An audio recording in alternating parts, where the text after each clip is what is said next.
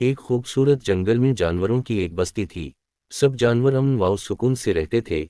लेकिन एक दिन जंगल में एक राजदार खत मिला।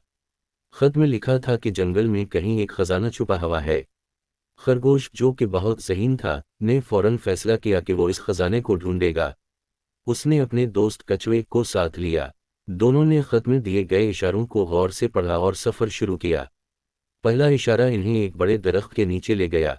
वहां इन्होंने देखा कि एक पुराना नक्शा छुपा हुआ था। नक्शे ने इन्हें एक गार की तरफ रहनुमाई की। गार के दरवाजे पर एक पहेली लिखी थी, सबसे कीमती चीज क्या है? खरगोश ने कहा, सोना। लेकिन दरवाजा नहीं खिला। फिर कछुए ने सोचा और कहा, दोस्ती। और दरवाजा खुल गया।